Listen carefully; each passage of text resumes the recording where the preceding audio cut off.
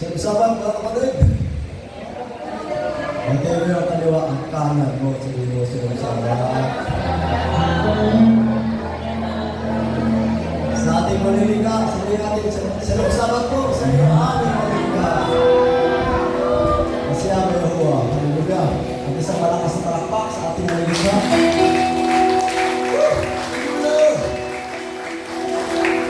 Sa pagtayo po ng inyong abang lingkod, ating sa kasama po yan, sinisirisan yung isip ng idolatria ay idolatry.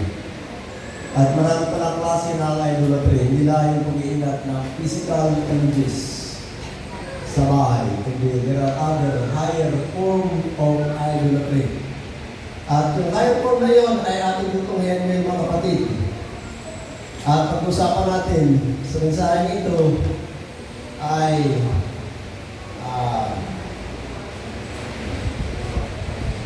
yung katakawan, gluttony, as another type of idolatry. Ang mga ito ating i-discuss. There are believers whose God is their belly. Yan.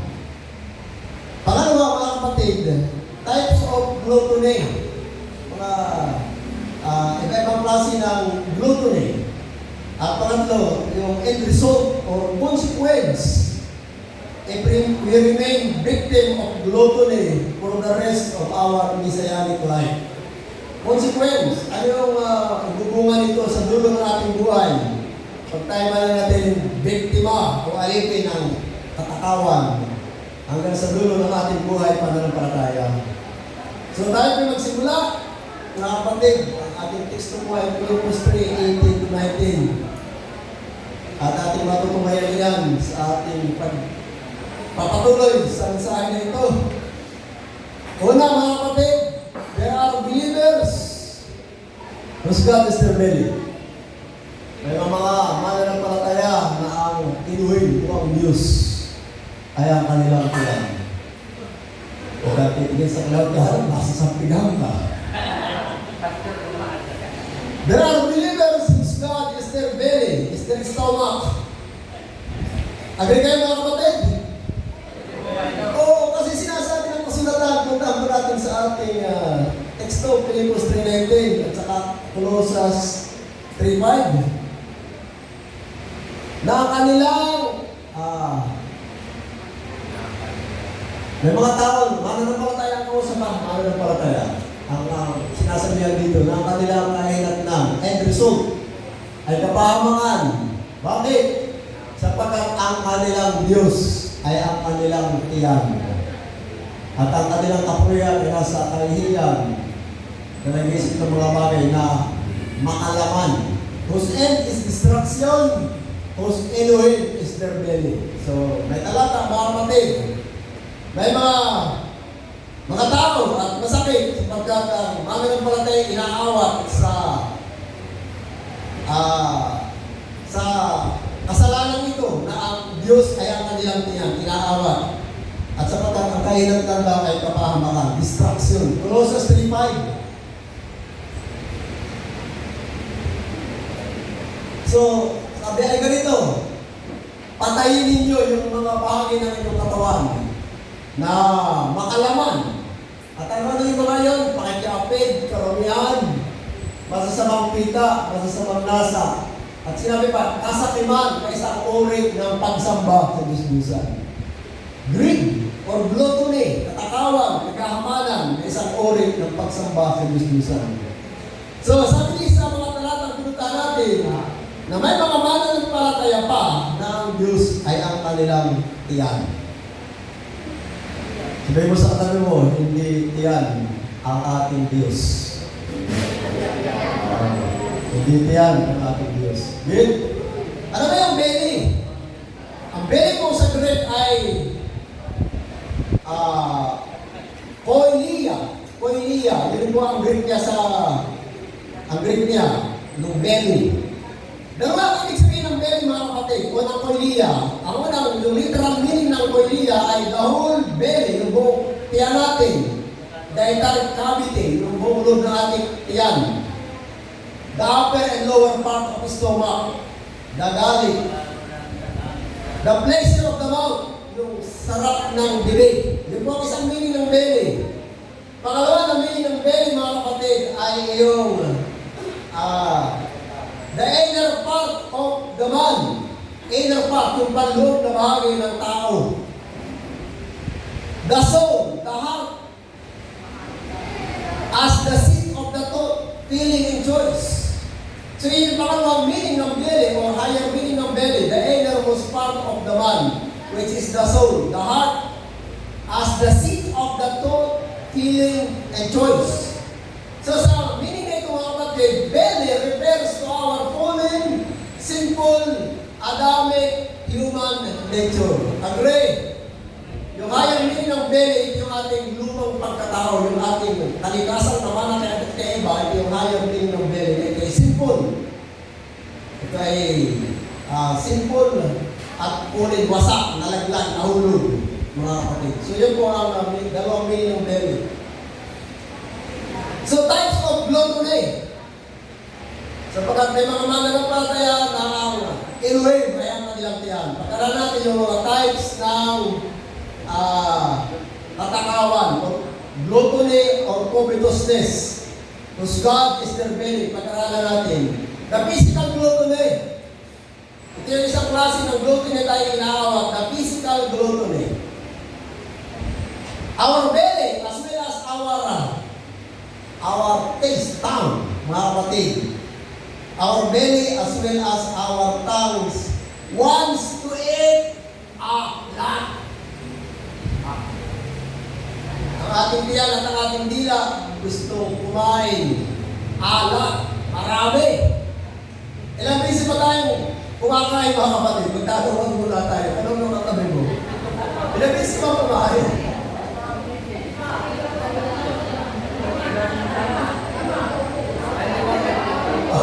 Wala. Magkakagulo na kayo. Nagkakahuli na. 1 times, 2 times, 3 times, 4 times, 5 times, or 6 times a day. Sa totoo lang, mga kapatid, mga pamilya, o yung mga tao na lagay ang pangangailangan, hindi na mo problema sa pamimera. Hindi sa umaga, magkakape, may tinapay. Hindi mag-uumagahan. Tama? Hindi mag-aalas 10. Magtatanghalian yan. Pagkatanghalian, meron pa yung alas 2. O alas 4. Meron pa yung hapunan at bago matulog, nasa harapan ng television. Meron pa yung mga tinukutkot na kinakain kung ano-ano.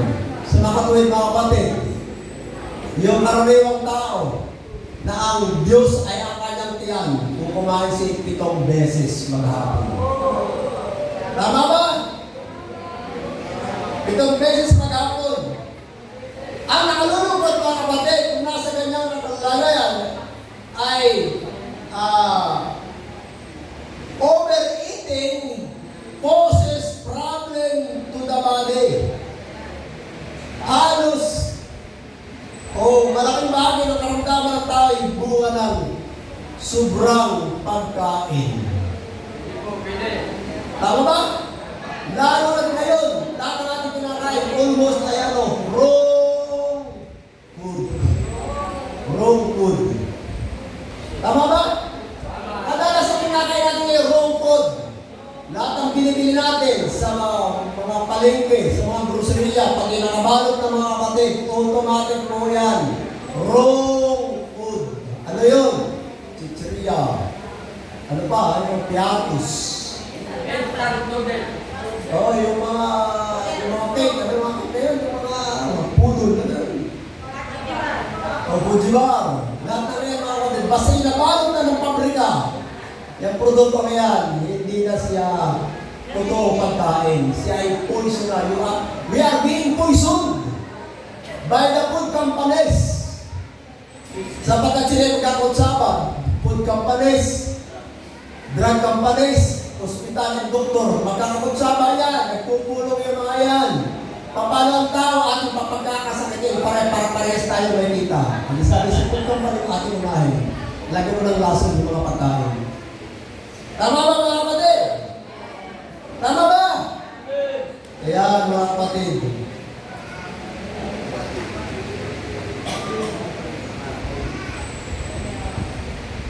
Overeating. Sadly, is the cause of many problems to our body. At ano yung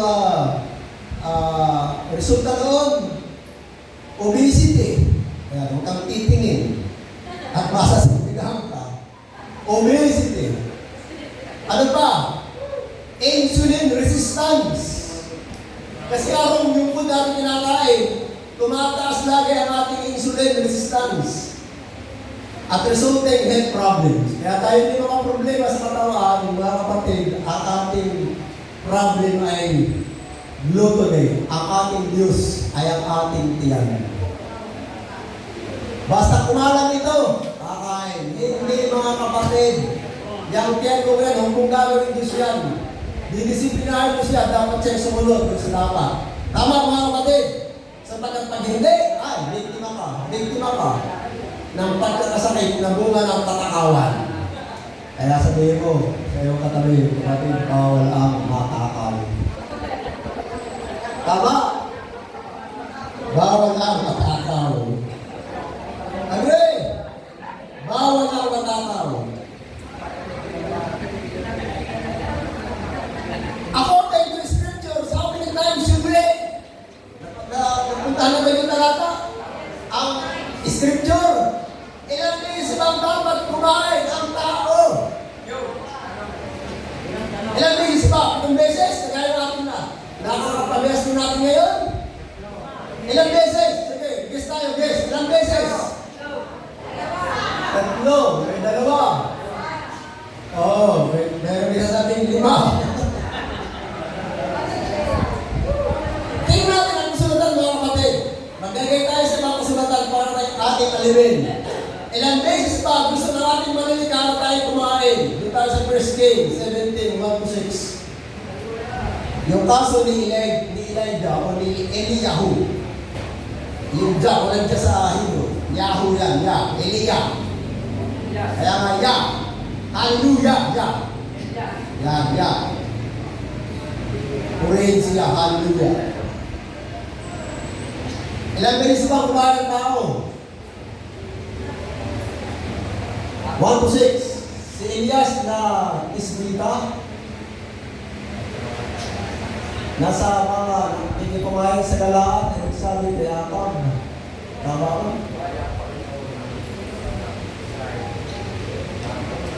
Kaso ni Elijah, ilang beses kumain si Elijah, kung sinagtago. First King 17, 1-6, sige, napasa natin, hanapin natin.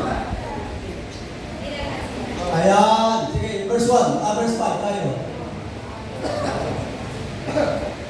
Sapagkat siya pumaroon at tumahang sa tabi ng Bates Irit na nasa tapat ng Jordan. Bakit siya tumira diyan? Nagtago siya. Sapagkat pinapatay niya yung 500 false prophet ni Baal.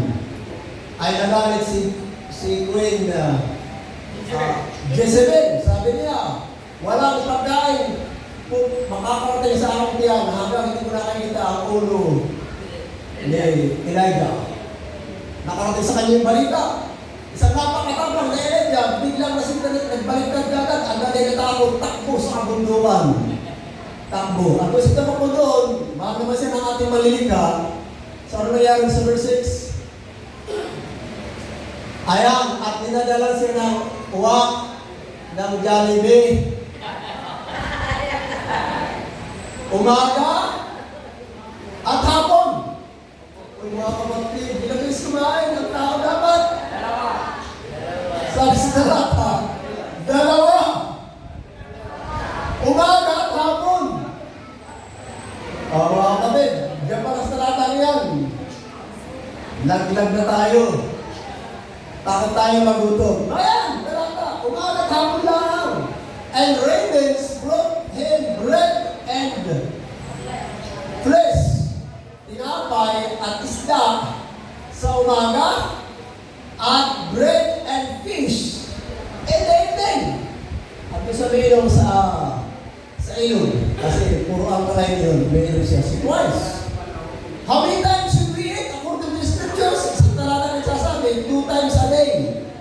Eliyahu ate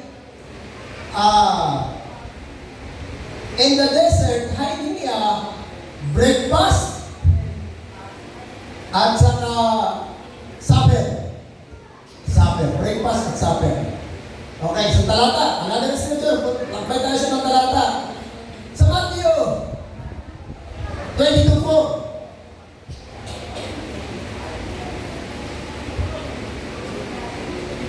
Muli nagsumo siya sa ibang mga libre na sinasabi, sabihin niyo sa mga inaniyahan, narito handa na ang aking piging. Pinita niya ang aking baka at mga hayop na matataba at ang lahat ng mga inahanda na magsiparitaw sa akin sa piging na aking kasalan. So, ibig natin basahin. Saying, tell them which are bidding, behold, I have prepared my dinner. Dinner. And my oxen and my fatlings are killed, and all things are ready to come unto the marriage. May pakasal siya eh. So, ready na lang yung dinner. Kaya lang yung dinner mga kapatid, mali po ang salin din yan eh. Hindi. Dapat ay kung hapunan, kasi ang ating unawa sa dinner ay hapunan. Tama ba? Pero mali mga kapatid, kasi yung pong dinner niya, mga kapatid, ang Greek po niya ay ariston. Ariston. Hindi kaya? At ang ibig sabihin ng ariston, mga kapatid, the first food taken early in the morning. Wala kaya itong ating mga translator eh. Ginagawa hapunan, hindi. Ariston. Umagahan. Yung pakain, nung may pakasal ay agahan. Agahan. Ariston. Na ang salin ay maling dinner at ang ibig sabihin ng ariston ay the first food taken early in the morning. Tawag po natin dun ay breakfast. Ayan, tama ba mo? Ariston. Nasaan yung ayan, breakfast. Alam that originally meant breakfast or the morning meal. O, di ba ka? Kung pala yung ating mga translator eh. Mali, mga kapatid. Breakfast or morning meal?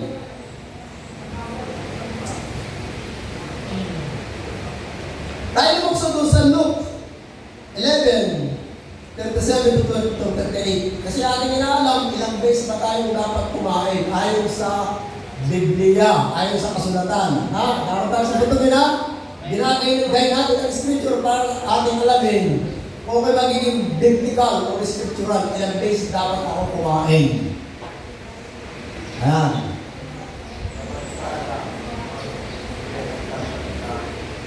At samantala nga, sasalita, inayahan siya ng isang paresyo na kumain kasama niya at siya pumasok at napo sa dulang. And as he spoke, certain Pharisee brought him to dine with him. And he went and sat down to bake. Para kumain, yung dine, mga kapatid. At ang makita ito na para sinirita ka siya dahil hindi muna nagulas na kamay bago o manahawagin naman inilagay. Hindi natin matrasin, binabago-bago nila eh. And when the Pharisees saw it, he marveled that he had not first washed before dine, dinner. Hindi hapon yung dinner, mga kapatid. Kasi yung dine ay aristao. To take breakfast, dinner, aristao, breakfast, food taken early in the morning. So parang sinabi sa Bisaya, hindi mo magbukas kagahan sa amin. Kaya yung makita niya, kasama mga disipulo, siyempre, kasama yung kanyang mga, o natin yung kanyang mga alalay, yung apostles, kasama kakain yan. Kaya maraming lulutuin para mapakain lahat. Kaya lang, mga kapatid, sa tayo ay aristao, at saka yung dinner, ariston. Ang ibig sabihin ng ariston ay breakfast, food taken early in the morning. So, malihan tayo, ano? Kaya nakakit tayo. Agahan na naman, agahan. Sa Luke 14:12, dito natin makikita yung dinner at saka yung supper. Luke 14:12. At sinabi naman niya sa mga nagkaya sa kanya, pagka nakahanda ka ng isang tanghalian o ng isang hapunan, hindi tanghalian ha, they said unto him that when you make dinner, yung dinner ay hindi hapunan ha, ariston, food taken in the morning. kapag naghanda ka at nakanyaya ka magpa-almusal, supper ay hapunan, tama yan. Huwag mong tawagin ang iyong mga kaibigan, o ang iyong mga kapatid, o ang iyong mga kamag-anak, o yung mga mayayaman mong kapitbahay, kundi imbitahin mo yung mga mahihirap na hindi makakaganti sa inyo. Kaya maganda pala mga kapatid, pagka may gusto mo magpakain ka sa mga tao hindi makakaganti sa iyo. Gawin yung mga barkada, trupa, huwag ibang tao. May mga tao pumunta sa ibang lugar na mahihirap at yung nagdadamas ng kanyang birthday, nagpapakain siya. Bayan, may talata sila pwede pagbatayan kung kanilang ginagawa ngayon. Tama po ngayon. Pero makikita natin sa itang dinner at supper. Yung dinner ay ariston, yung agahan, at yung supper ay hapunan. Twice. Twice, mga kapatid. Tama ba? Nakita natin na Luke 14:12, yung agahan at saka hapunan. Proverbs 15:17.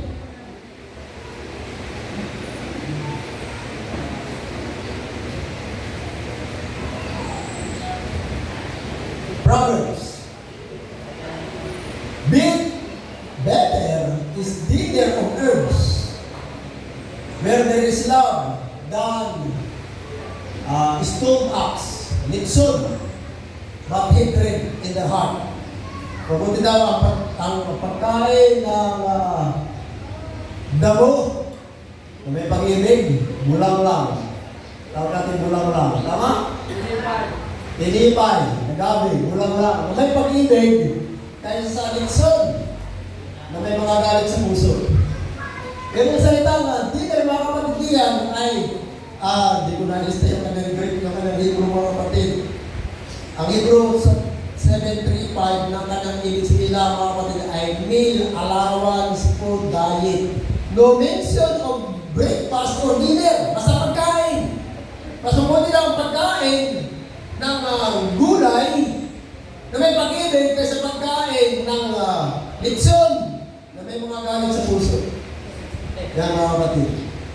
So, dito mga talagang pinuntahan natin, kung natin iintindihin mabuti, makikita natin twice kumain ang mga tao sa Biblia sa kanilang kapanahon. Twice. Sabihin mo doon sa katabi mo, pero hindi sila kumain ang mga tao sa Biblia.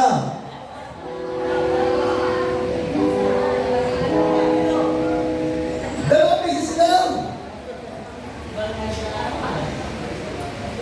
Twice lang. Doon tayo sa Acts 10, 9-10. Si Kepas o si Pedro, na kasi nang nagutom, takaling tapat. Nagutom siya. Kinabukasan, samantalang sila patuloy sa kanilang paglalakad na malapit na sa bayan. Si Pedro o si Kepas ay nakakit sa baba ng bahay kasi mga bahay yung merong para Islam. Hindi buong layer ng Islam at doon sila nakakapunta sila doon. Doon sila nagbabanding-banding. Sa Israel po yan, sa kultura ng Israel. Si Kepas ay bakit si baba ng bahay ng panganalangin nang may oras na ika-anim. Yung sa Hebrew counting, sa biblical counting ng scripture, yung ika-anim ay simula ang oras sa umaga ay 6. 7, 8, 9, 10, 11, 12, mag-aalas 12 tanghali, mga kapatid. Mag-aalas 12 tanghaling tapat yan. Yung ika-anim ay alas 12 po yan. At siya nagutom at nagnais kumain, datapot samantalang naghahanda sila at wala silang diwa. Yung sila nakakita ng pakitain. Pero gutom na gutom siya. Eh bakit siya gutom na gutom? Kasi hindi ko nag-agahan. So, kasi sa kanilang practice, twice, at kailangan ko sila kumain. So, ginagawa nila ang tanghal. Tawag natin ang tanghal. Agahan, tanghal yan. Magkasabay na. Kaya practice nyo ang tanghal. Huwag kayo kakain sa umaga at agad. Ang tanghal kayo. Late. And the morning, mga 10 to 11, doon na kayo kumain. Mas maganda mga kapatid, mahabang fasting. Malaking benepisyo sa ating kalusugan yan. Pag everyday practice. Unang-una mga kapatid, mawawala yung mga excess fats kasi susunugin niya kasi kakain ng katawan mo, walang makain. So magsisip siya ng mood. Ano gagawin ng mode? Self-eating mode, autophagy, kakainin yung mga hindi kailangan sa katawan mo. Kaya pag araw-araw mong practice yan, ay, papayat ka. Yung manager ka mong tuman dyan, ako dumating doon, makakabagay yung study, tabang-tabago. Tabang-tabago. Ngayon mga kapatid, sexy na. Ninimili yung kanyang video. Sabi, ang ginawa mo? Pagkain ng pastor, nagbawas ako ng pagkain. Nagbawas siya ng pagkain. Twice a day lang ako kumain. Kaya napuntan yung mutulan kayo, yung mga gano'n, gano'n, sexy na. So sabi ko parang may tamis dito. Hindi jogging, hindi workout, hindi exercise. Ang pagparaan para ma-burn rapidly yung fat sa ating katawan. Only fasting. Sabi mo sa katabi mo, para nawala yung mga antisasari sa ating katawan, ang solusyon ay fasting. Oo. Hindi fast eating, fasting. Hindi kain ng kain. Tama ba kapatid? Tama ba? So by all these scriptures na ating pinungan mga kapatid, eating should be twice a day lamang. 2 times a day only. Tama ba? Breakfast and dinner. Sometimes lunch is allowed. But only breakfast, so late in the morning, at tawag natin doon, as well as dinner. Tama ba mga kapatid? According to Scripture. Tama ba? Scripture ito. Scripture. Eating should be either 2 meals and sometimes 3 meals. With lunch, 2 or 3 times a day, meal only. More than that is physical gluttony. Hello? More than that is physical gluttony. Physical nakatakawan. And guilty of being their belly, their God. Ang Diyos nila ay ang kanilang tiyan. Sabihin natin, aray. Mabuksan tayo. Gusto natin lumalim sa ating nalinika. Di ba na? Gusto natin tayo maging biblical sa ating believing practice. Atin ang lahatin sa lahat ng area o aspeto ng ating buhay, maging tayo biblical. Pagdi sa pagkain, twice a day lang or thrice, but more than that is gluttony. Kaya sabi mo sa katabi, bawal na yung mga merienda. Sabihin mo! Bawal na yung mga merienda.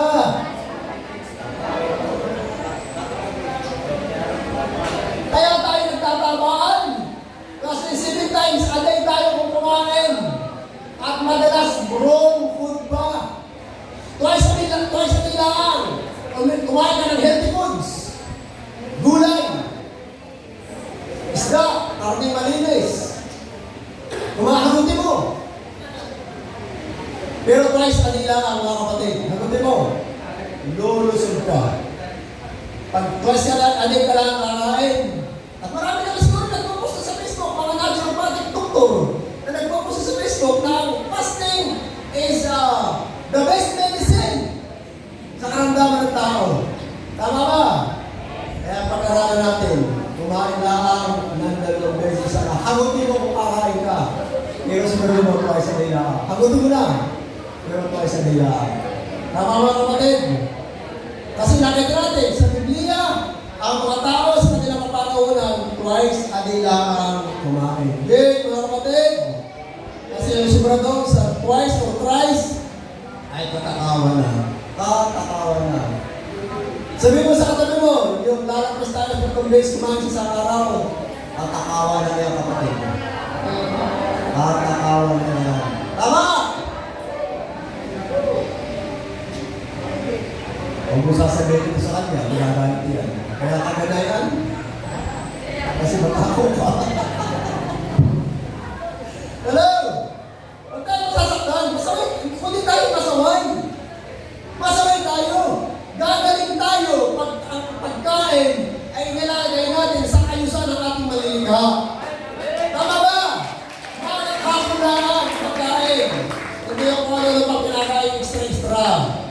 Gagaling tayo sa ating mga karamdaman at hahaba ang ating buhay. Tama!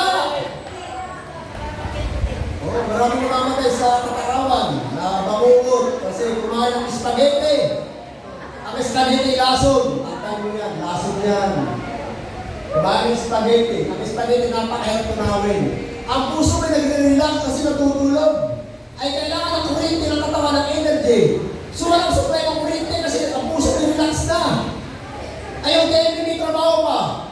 Kung maganda yung kulo, ay tumatakbo ba?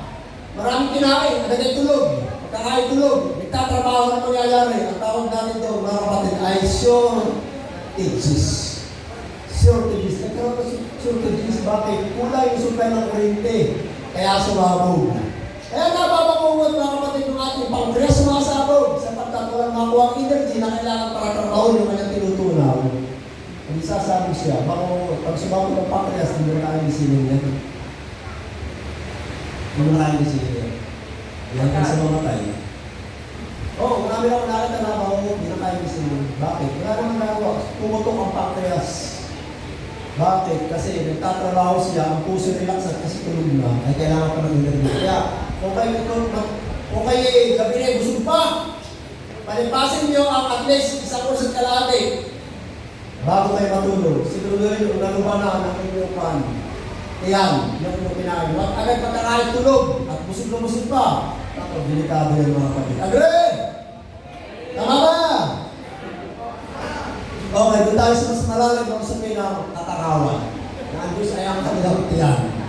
At sa Pilipinas natin natin, belly, yung higher meaning ng belly is the innermost part of the man. The soul, the heart, the seat of thought, feeling, choice, and emotion.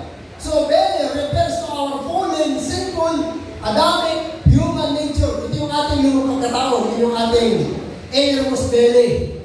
Doon tayo sa mas malalim mo sabihin ng ang Diyos ay ang kanyang tiyan na tinutukoy yung ating lumang pagkatao pa rin ang Diyos ng kanyang buhay.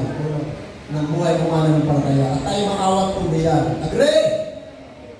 Spiritual growth today. Being our fallen, sinful, Adamic nature or our old man, our God.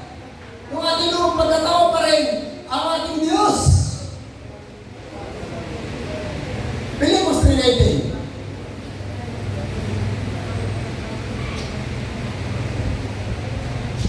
God, extra natin yan. Host Elohim is the belly. At hindi ko kayo sa higher meaning ng belly na yung ating fallen, human nature at tinutukoy po diyan.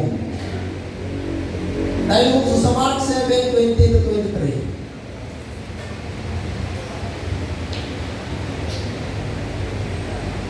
Ayan, sinasabi diyan. Ano diyan? Take covetousness, wickedness, deceit, lasciviousness, evil eye, blasphemy, pride, foolishness. Ano sinasabi diyan? Ang lahat ng yan ay nagmumula sa loob ng tao at siya nagpapadumi sa tao. Yung loob ng tao, yung ating fallen human nature, yung ating sinful Adamic nature natin naman na kaiba. Yun ang nagpapadumi sa tao sapagat ang kanyang kagustuhan ay mga mali. Ano kanyang mga gusto? Balikan mo kayo din yung 22. Mula sa loob, from within. Out of the heart of man, yung ating fallen human nature. Doon ang gagaling yung anong idol adulterous, fornication, murders. Kaya yung lahat. Pagnanakaw, pag-imbot, kaya covetousness, wickedness, deceit, lasciviousness, evil eye, blasphemy, pride, foolishness. At ano sabi niya? Ang lahat ng yan, nagmumula sa ating kalooban, sa ating lumang pagkatao, ang siya nagpapadumi, nagpapasama sa atin. Yan, mga kapatid. So yung higher meaning ng gluttony ay yung ating lumang pagkatao ang pinapayagan pa rin natin maging Diyos o hari ng ating mga buhay. Tama ba? Tama ba mga kapatid? Yung pa rin, at yun po ay mali, dapat tayo maawat doon. Tama mga kapatid? So spiritual gluttony, mga kapatid, or greed, is a insatiable desire of wanting more without satisfaction. Spiritual gluttony this insatiable desire of wanting more without satisfaction. Bakit kaya yung ating mga politiko? Hindi alam ang salitang enough is enough. Wala sa kanila yung word na enough. Dilit sa kanila yung more. What is enough? Wala sa kanila yung enough. Wala. Di ba? Dinanakaw nila si gobyerno. Hindi na sisiyang sa milyon. Ang gusto na ay bilyon. At nagtitrilyon pa. Di ba? Nakikita naman natin. Nakikita natin, hindi nila ang salitang enough is enough. Bakit? Sapagkat yung kanilang evil nature, yung kadaming nature nila, ang siyang Diyos nila sa kanilang buhay.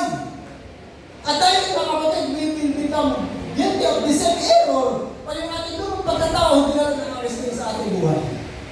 One of our worst enemy, yung ating lumang pagkatao. Sabi ba kayo doon? Ang tawag doon ay the enemy within. Kaaway na sa kalooban. Saan kalooban? Kalooban mo. Meron kang kaaway diyan. Anong kaaway mo diyan? Yung luma ko pagkatao. Kaaway mo diyan. Pag mo gagawin mo siya, huwag mo siya susundin sapagkat kakasama ikaw yan. Agree!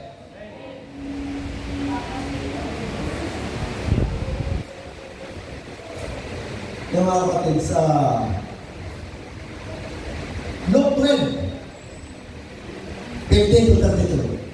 Yung isang mayaman, nagtayo ng nabuha ng negosyo at lumalaki ang negosyo. At sabi niya, mayaman na ako, ang gagawin ko, ako dati ako ng maraming kabali, iba ako ng aking mga kita ng aking mga hanang buhay. At pagkatapos doon, sasabihin ko sa aking sarili, mayaman ka na, so take life easy. Be happy, be merry.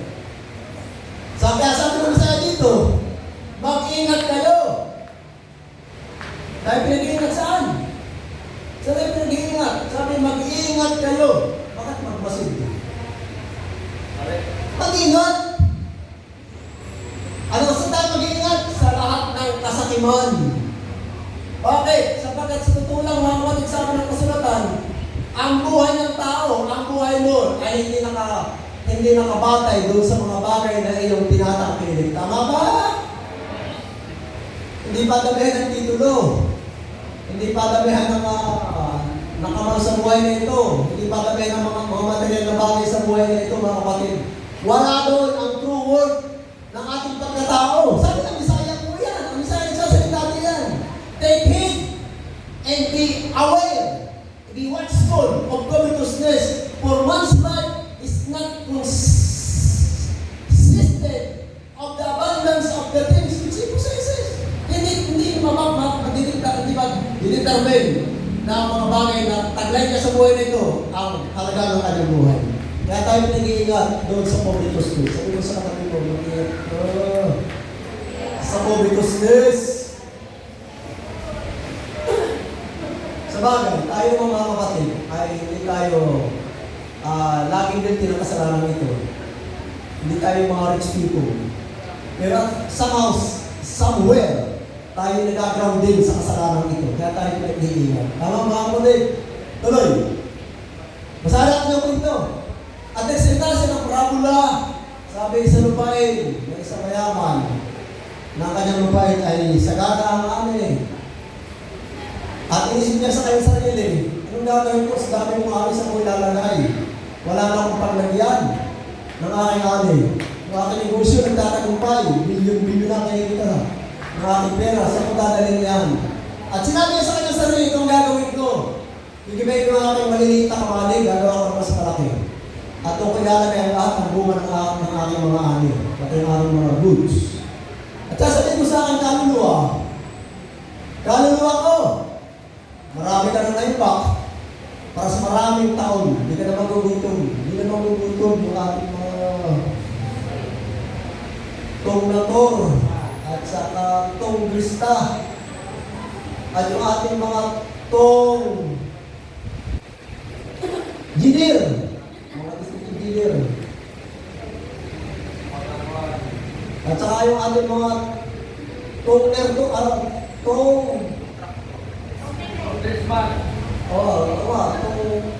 tong Christmas nga yun eh. Tong traktor. Hindi naman Ang sinasabi nila, kaluluwa ko! Alam ba niyo mga kapatid, yung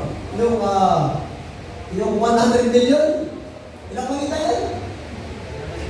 100 million? 45 million sa maleta. 45 million sa maleta po. Oo, sa malita raw po. Gano'n ka lang yung malita? Baka yung malitahan lang yun. Standard na maleta. Oo, malaking malita. Maraming laman. Gano'n mga kapatid. Ngayon, nasabi ng pangusap nila. Sasabihin ko sa akin, kaluluwa ko. Marami na naman na blunder, na kulimbat. Hindi ka naman gugutom. Sa napakabang taon, pati yung mga anak natin, anak ko, apo sa talampakan, apo sa kuko, apo sa kaduludulunan, hindi na kayo magugutom. Provided na. Kaya sabi niya dito, sinasabi sa kanya sarili. Balik. Take is. Magpahingalay ka, kumain ng minum, matuwa ka. Diba? Punta na punta siya kung saan-saan. Casino, punta kung saan-saan papunta-punta. Abroad ka, magtatangalian lang yung anak ng mga congressman. Mga kapatid, magtatangalian lang. Sa ibang bansa, sa isang restaurant sikat na nasa dulo ng mundo. Walang pupunta. Balikan yun. Balikan. Wala sa tayo. Hirap na hirap. Magkakurta sa pulso. Nakaya pagpapag tayo magkakurta. Sa lang sinakakurta. Hindi lang pinaghirapan. Pinumurang nila. Ang kababayan ng ating bansa. Sabi dito, magsaya ka. Hindi naman magsaya. Ganito yung mga kapatid, may mga kasama ng tao. Pero sinabi ni Yahuswa, hangal ka. Sinabi nito, babawain ko na yung buhay. Saan mapupunta ang inyong mga pinaghirapan? Saan mapupunta ang ating mga pinaghirapan? Kung tayo mayaman sa mga bagay ng buhay na ito, tukhanin tayo sa ating inuhin. Saan mapupunta ang mga pinaghirapan? Mapupunta yun, dun sa iyong manungkol, nakakaway mo. Kung bata pa ang iyong asawa, yung kumpare mong bigutin yung sarangulyo, tingitin doon pa pupunta, pinaghirapan mo. Tama ba? Reality ba ito? Reality ba ito? Reality ito, no? Kasi pwede tayo. Kaya nga, gano'n nangyari sa mga tao noon. Nag-iimpok ng kayamanan sa buhay na ito, pero ano? Dukha sa ating malilingka. Kaya mga kapatid, mag-sit tayo ng ating focus priority. Hindi bagay ng buhay na ito, kundi yung ating relasyon at ugnayan sa ating malilingka at ang pagkamanan. Amen! Kasi pagkabatid tayo, mga bagay ito ating priority, hindi ang inuhin. Mga kapatid, hindi tayo ng gluttony o greed at yan pa isang klase ng pagsamba sa Diyos. Kusang tayo maawa na bilang tayo mananampalataya ng ating inuhin. Agree? Tama ba? We are forgiven. Mag-commit ng kasalanan ito na ang Diyos ay ang ating tiyan. Kundi ang ating maging Diyos ay si Elohim na wala lamang sa ating buhay. Siya ang ating susundin. Seek ye first His kingdom and His righteousness. Yun ang first. Secondary lang yung mga bagay ng buhay na ito. Agree? We are forbidden to be guilty of gluttony or covetousness sapagkat pagsamba sa Diyos. Tama ba? Exodus 27 sa Ten Commandments. Ten Commandments tayo. 27 Exodus.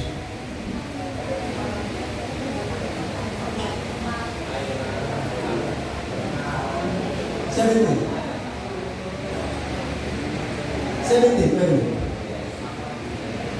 ano sinasabi niyan? Bayan, mga kapatid, huwag ka mag-i-involve covetousness, gluttony, greed.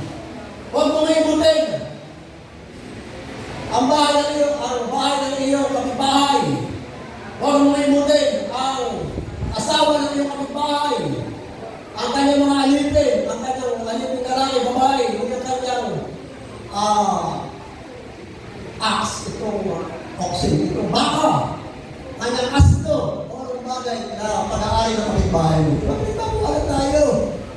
Huwag tayo mag-i-involve. Pag hindi iyo, hindi iyo. Tama. Sabi mo sa katabi mo, huwag kang makikialam ng hindi sa iyo. Tama ba? Huwag kang makikialam ng hindi sa iyo. Pag hindi iyo, hindi iyo. I-expect natin ang karapatan ng iba. Kapag natin i-respect ang karapatan ng iba, huwag mong papakailaman ang sa kanya.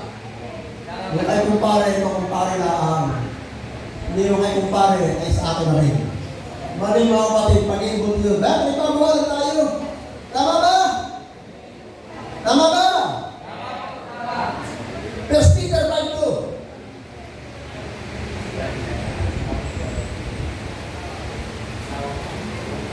Oh, sa mga naglilingkod. Kagaya ko mga kapatid, pakainin mo ang tupa ni Yahweh na nasa iyo. Talagaan mo sila. Hindi napipilitan, kundi kusang loob. At invite yung word na, not for filthy lucre. Hindi dahil sa pera. May mga naglilingkod dahil sa pera. May mga nagtatayo ng simbahan dahil sa pera. Tama ba? Maraming simbahan mayayaman. Ang mga pastor, living like more than living like a king. Living like more than the life of the king. Ang mga pastor na yun, may mga jet. Para yung ating mga congressman, may mga jet, may mga president plane. Pero yung mga pastor na yung mga kapatid, mga lalaki, mga international, ay ang yayaman. Bakit sila nagtatayo ng simbahan? Hindi sila tinawag. Hindi sila tinawag. Ay bakit sila may simbahan ka lalaki? Sa pagkakalam nila ang simbahan ay negosyo.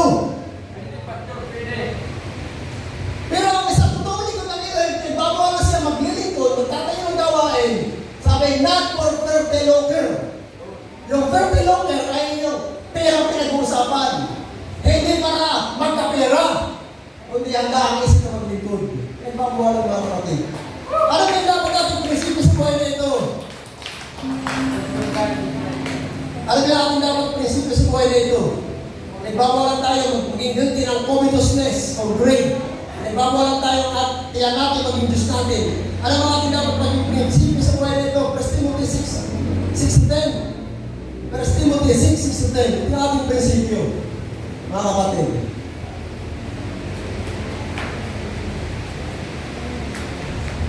Contentment with godliness is great gain. Balik na rin yung pang-uusap.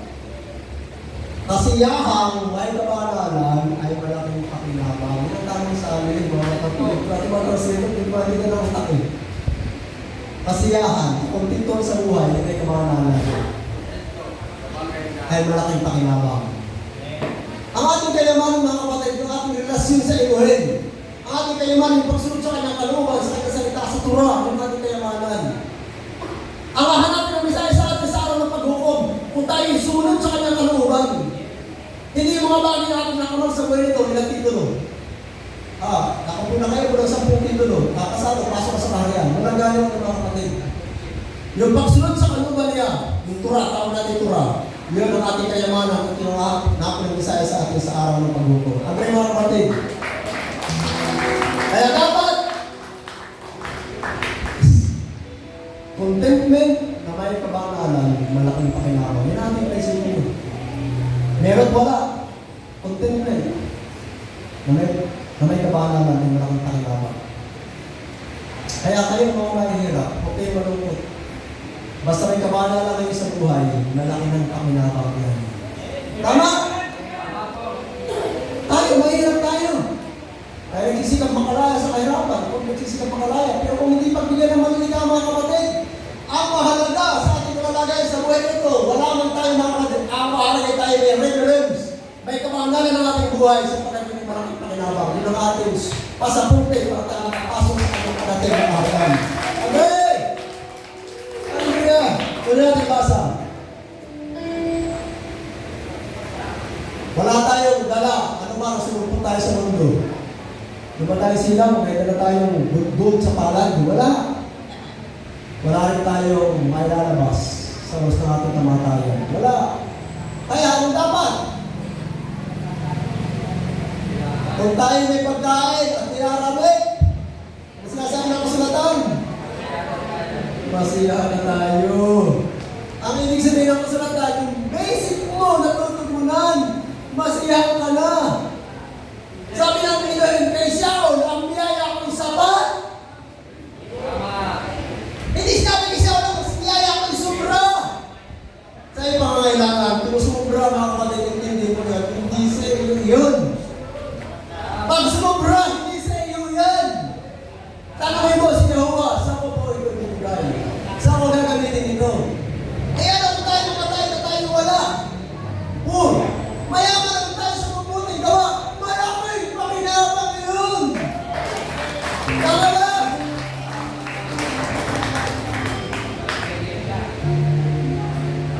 10. Ayan. Sila ang nag-aangad na 9. Sila nag-aangad na yumaman sa anumang paraan, mali ng paraan ay nahulog sa tukso at likaw. At sa maraming nakasasakit at hangal na pagnanasa na which drown men into destruction and perdition, na naglulubog sa mga tao sa kapahamakan at kamatayan. So napapareho na ang buhay ng mga nanampalataya. Pag ang focus sa buhay number 1 ay material ng buhay na ito, dapat si Yahuwah bago ang ibang bagay. Agree? Sabi mo sa katanong, dapat si Yahuwah bago ang ibang bagay. Tama ba? Si Yahuwah, ang relasyon natin sa kanya, kay Yahushua, bago ang ibang bagay. Alam niyo mga kapatid, we are commanded to be generous in doing good. Ano ba ninyo? Inuutusan tayo na tayo maging generous in doing good. Especially in giving alms. Alms giving. 1 Timothy 6:17-19. Inuutusan tayo. Tignan mo, kapatid, ang pupunta sa iyo. Yung mayayaman sa mundong ito na mananampalataya, sabihan mo sila, huwag sila magsipagmataas ng pag-iisip at huwag umasa sa kayamanan hindi mananatili. Kundi sa inuhin, kasi nagbibigay sa ating sagana ng lahat ng bagay upang tayo masiyahan. Lalo na sila ay magsigawa ng mabuti. Di ba ka, mayaman? Magsigawa sila ng mabuti. Na sila ay magsiyaman sa mabubuting gawa. Na sila ay maghanda saan? Sa pamimigay na ibibigay sa pamamahagi. That they do good, that they be rich in good works, that they be ready to distribute money to community. Hindi madamon! Tama mo mga kapatid. Pasaway tayo. Ako, mayroon na ako mga kapatid. Pero kailangan nyo ako. Hindi ako madamon. Hindi ko na, hindi ko na kinapagambog yan. Hindi ayaw na may kapal sa buhay ko, pero hindi ako madamon. Sa lang, nahagangan. Pero kilala nyo ako mga kapatid. Sinisikap ko sundin ang salita ng ito yun. Huwag tayo maging madamon. Agree! 18. Pag tayo gumagawa ng mabuti, tumutulong sa ating kapwa-tao sa kanilang pangangailangan, ano ginagawa natin? Nag-iipok tayo ng kayamanan, laying up pressure for themselves, a good foundation against the time to come, that they may hold on eternal life, na magtipon sa kanilang sarili sa mabuting kasasaligan para sa panahon darating upang sila ay makapanangan sa buhay na tunay na buhay. Eternal life, buhay na lang hanggan. Para pinapakita sa talatang yan, ang paggawa ng mabuti ay isang para magmanahan ng buhay na walang hanggan. Tama! Walang tao magmamana ng buhay na walang hanggan, magamot. Ang tao magmamana ng buhay na walang hanggan kasi katangian niya siya ay matulungin, malaman ang kanyang kalooban sa takabot sa pangailangan ng iba. Hindi sa kanyang sarili lang. Agree mga kapatid? Proverbs 21:26.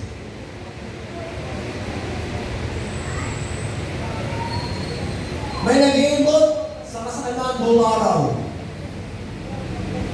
Huwag tayo diyan. Ngunit ang matuwid ay nagbibigay at hindi nagkakain. There are people who commit greedily all day long, but the righteous gives and spares not. Yung matuwid ay nagbibigay at hindi siya madamot, hindi siya nagkakain, he is not spare.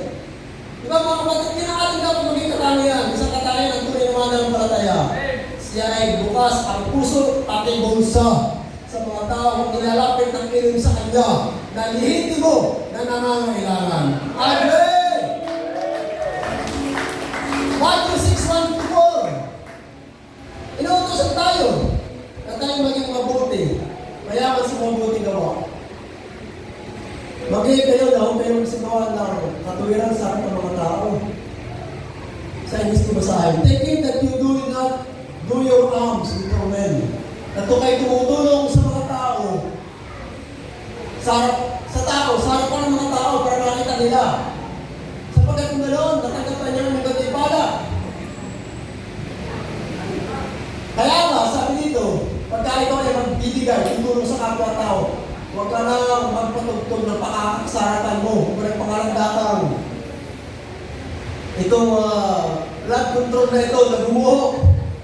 Noong nakaraang bagyong Suwan, ay under the administration of General and Generosity of Congressman Roque de la Cruz. Hindi naman napira yun eh. At aalisin yung pera doon sa blood control projects at gagamitin sa pamumulitika. Purpose. Yung blood control funds gagamitin sa purpose. Hindi na congressman. Hindi na tong na tong. Hindi na tong gobernador. Tong mayor. Nala yung pera. Hindi nila pera ng taong bayan yun. At sila mamimigay kung may magtsatsaga pagkatapos ng aming pangangampanya kay tatatlong may buhay. Mga kapatid, huwag natin ipaghambog ng ating mabubuting ginagawa sa harapan ng mga tao. Sabi, kapag kayo gumagawa ng umista, naglilimos, tumutulong, huwag ka magpatutunan ng pakakasarapan mo na kaya ginagawa ng mga mapagpaibabaw.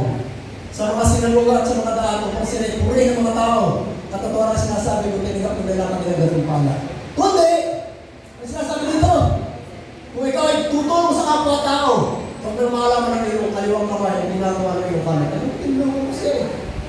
Hindi na, huwag na paalam. Huwag na paalam. Ginagawa ng kaliwa mo kamay sa iyong karang kamay. O baka yung pagtulong sa kapwa-tao, lihim. Matali mo man na hindi nakakakita ng lihim mo nagabi sa iyo. Ganda mga kapatid? Hallelujah! We are commanded to be generous.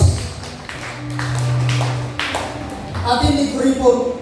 Alisin natin yung katakawan, kagahamanan, pagkamakasarili, katamutan, alisin natin ang lahat na yan sa ating mga buhay. Alam niyo mga kapatid, doing good to others is also part of our preparation for the Messiah's coming. Yung paggawa ng mabuti sa ating kapwa-tao ay para ng ating paghahanda din, isasakap na ating paraan ng paghahanda. Para handa natin ang ating mga sarili sa pagbalik ng Messiah. Meron ba talata? Meron po mga kapatid, Luke 12:33-46. Luke 12:33-46. Kasi sabi niyan, ipagbili mo ang iyong tinatangkilik, kay tumulong sa kapwa-tao, magsinuwa kayo sa kanang inyo. Nang sukot na hindi naluluma, isang kaimanan sa langit na hindi nagkukulang, na doon hindi lumalapit na magdalaraw o nila ang tamang araw. Sabat kung nasaan ang inyong kayamanan, naroon ang inyong puso. Tuloy. Sabi dito ay, let your loins be girded about, and your light shine burning. At magsitulan kayo sa mga tao na naghihintay sa kanilang Panginoon kung siya'y bumalik na galing sa kasalan upang kung siya'y dumating at tumugtog kapag datay mabuksan niya at ito para sa inyo. Mapapalad yung mga alipin na kung dumating ang Panginoon, sinong kami ng Misaya ay marat ang nagpupuyat. Natutwara sinasabi ko sa inyo na sila'y magbibigay sa sarili at sila'y pauupin sa dula at lalapit sila'y paglilikuran niya. So, sinong kami ng Misaya? Nakaugnay pala yung sinong kami ng Misaya para ang ating preparation ng ating paggawa ng mabuti sa ating kapwa-tao. Kaya ang mga tao papapasok ng Misaya sa kanyang parating na kairan ay talaga mga bukas puso, bukas bulsa, hindi maramong, hindi matakaw na masaya. Tama ba? Kaya sabi mo, bawal sa mga nagpapalataya ang madamot. Tama? Bawal sa mga nagpapalataya ang madamot. Kailangan tayo maging bukas puso, bukas kalooban, bukas bulsa. Hanggang tayo tumulong. Kung kaya mo tumulong, tumulong ka. Hindi naman sabi kita na yan, pero kung kaya mo, huwag ka magkait sa iyong kapatid na talagang kita mo naman mga hindi na mahirap sa mukha. Sa sakit-sakit pagsubok, dinadaan sa buhay. Hindi na mahirap sa kanyang mukha. Hindi na mawawa ng kanyang tsura. Hindi na kaya i-handle yung problema kanyang dinadaan sa buhay. Yun ang mga good soul.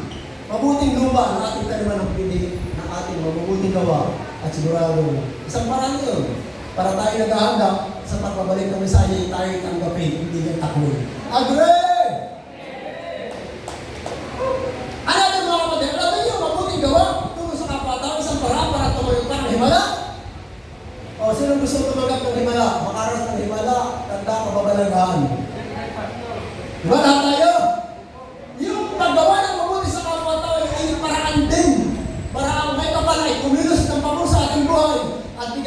himala at kamamalagan sa ating buhay. Makakabit tayo. Acts 9:36-42. Inyong mga kapatid.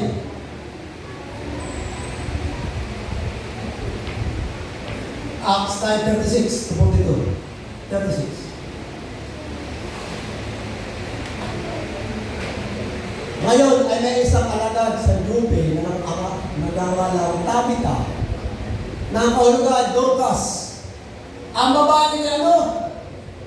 Puspos ng mabubuting gawa at pag-aawang gawa sa kanyang ginagawa. Woman full of good works and alms did, which she did.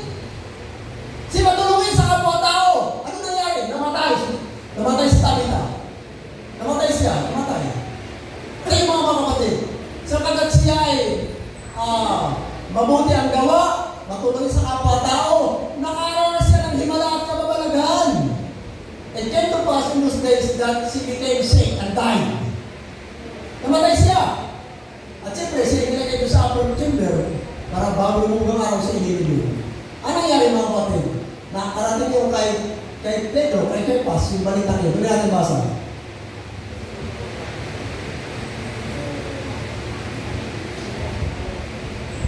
Sapagkat ang Lida sa Joppe ay malapit, pagkamalita sa mga alagad na si Pedro o si Kepas ay naparoon at nagsugo sa kanya ng dalawang tao na pinamamalit sa kanya na huwag kang magluwag na hindi pumarito. Pumarito ko agad.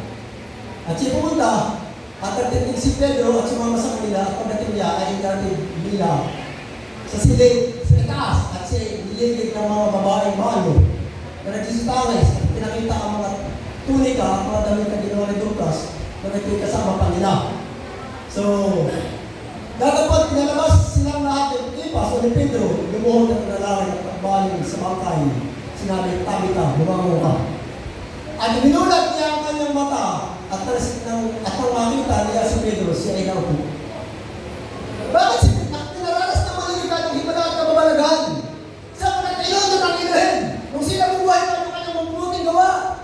Kaya mga kapatid, ang mabuting gawa, magtungo sa kapwa-tao ay paraan para makaranas ka ng himala at kababalaghan.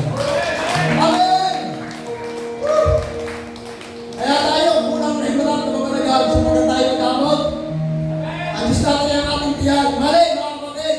Pakilusin natin ang kamay ng maniligaw sa ating buhay ng pamor. Paano? Maging generous ka sa pagkakawang gawa, sa pagtulong sa mga kapatid na nangangailangan. Kapatid sa tulo, o kapatid sa mananampalataya, o ibang tao man, mga kapatid. Andre! Tama ba? Acts 10, 1-2. Doing good to others is also means to receive miracles. Acts 10, 1-2, at saka 4, at saka 31. Mayroon doon na isa sa Syria na lalaki, si Cornelius, centurion ng banda ng Italian Army. Kapitan ng army siya ng isang kumpanya ng Hongkong, Italia. Ano si Cornelio? Devout man, one that fears Elohim on his house. Isang katangian mga kapatid, which give much alms to the people. Nagbibigay ng maraming tulong sa mga tao. At sinapanalangin kay Yahweh Elohim. Mapanalangin. Pero sa katangian niya, siya matulungin sa mga tao. Naglilimos ng marami sa mga tao. Nabuhalan mga kapatid. Lumukso tayo sa 4 at saka 31. So napakita sa kanya ang anghel. At kasi tumingin, he was afraid. Takot si Cornelio. And said, ano po yan, Master? At sinabi sa kanya, tingnan nila, ang iyong panalangin at ang iyong alms, pagtulong sa kapwa-tao, ay nakarating, nakaalaala sa harapan ng Elohim. Oh! Mga kapatid, yung ating pagtulong sa ating kapwa-tao, ayaw man yung ipaalam natin, ginagawa natin sa ating kaliwat kanan ng ating buhay. Yun nakakarating sa Elohim at naging paalaala sa kanya. Paalala, memorya, memorya Elohim. Tama ba? Paalala sa kanya.